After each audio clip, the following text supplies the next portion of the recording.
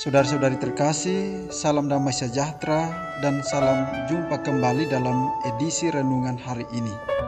Saudara-saudari terkasih, hari ini Sabtu 31 Juli 2021, peringatan wajib Santo Ignatius dari Loyola. Referensi renungan hari ini diambil dari Kitab Imamat, bab 25 ayat 1. Dilanjutkan ayat 8 sampai dengan 17. Dan bacaan Injil diambil dari Injil Matius bab 14 ayat 1 sampai dengan 12. Saudara-saudari terkasih, bertindak dengan mengatakan kebenaran dan membela keadilan selalu tidak mudah. Ada harga yang harus kita korbankan untuk mampu mewujudkan keadilan dan kebenaran. Begitu juga yang dialami oleh Yohanes Pembaptis. Hatinya yang tulus, tegas dalam prinsip, dan penuh integritas di sepanjang hidupnya menegur Herodes yang mengambil Herodias, istri saudaranya, untuk dijadikan istri. Dia tidak takut mengatakan kebenaran, meski yang salah yang ada di hadapannya ini adalah seorang raja yang berkuasa penuh. Sikap tegas dan keberaniannya melahirkan rasa benci dan dendam mendalam pada diri Herodes dan diri Herodian. Maka akibat yang dia terima adalah kematian dengan cara yang tragis. Tindakan amoral yang dilakukan Herodes adalah tindakan yang tidak berasal dari suara hatinya. Tindakan itu lahir dari pemikirannya yang salah dan kehendak yang bersifat naluriah.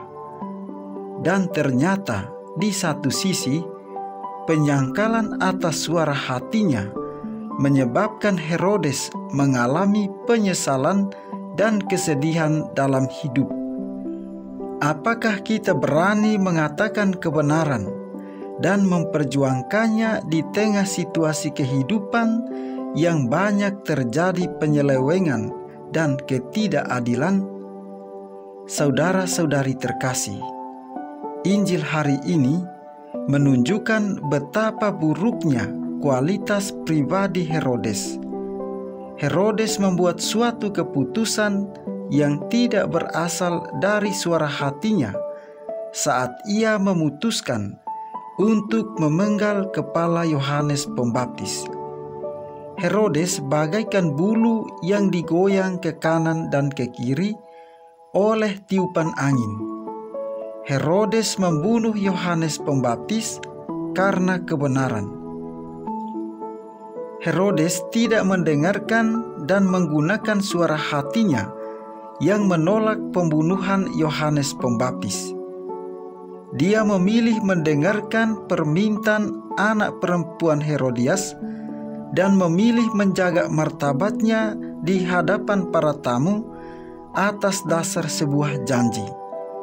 Di lain pihak, kesedihan hati yang dialami oleh Herodes atas permintaan anak perempuan Herodias menunjukkan proses kerja suara hatinya. Rasa sedih Herodes merupakan akibat dari penyangsian tuntutan suara hatinya. Saudara-saudari terkasih, pengalaman Herodes menjadi sebuah peringatan dan pembelajaran bagi kita semua. Kita diingatkan untuk selalu menjaga kualitas pribadi kita sebagai murid-murid Yesus. Kualitas pribadi kita ditentukan dari cara kita menggunakan dan mendengarkan tuntutan suara hati. Suara hati kita harus dilandaskan pada moralitas Kristiani yang menjadikan keutamaan-keutamaan hidup Yesus sebagai dasarnya. Sebagaimana Santo Ignatius dari Loyola yang hidup berdasarkan keutamaan-keutamaan hidup Yesus, kita semua diajak untuk mempertahankan dan senantiasa mengasah suara hati kita dengan berpatokan pada moralitas Kristiani. Dengan begitu, dalam dunia yang berupaya untuk menggoncang para murid ke sana kemari, kita dapat bertahan sambil memohon bantuan dari Yesus dalam doa. Saudara-saudari terkasih, di zaman ini kita pun dipanggil untuk menjadi saksi-saksi kebenaran, terutama ketika hoaks mewabah di seluruh lapisan kehidupan. Kita dipanggil untuk menjadi lilin yang menerangi dunia yang gelap.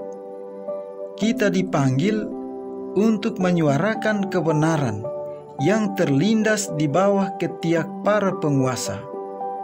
Kita dipanggil untuk menegakkan kebenaran yang ringkih di bawah nafsu nurjana manusia.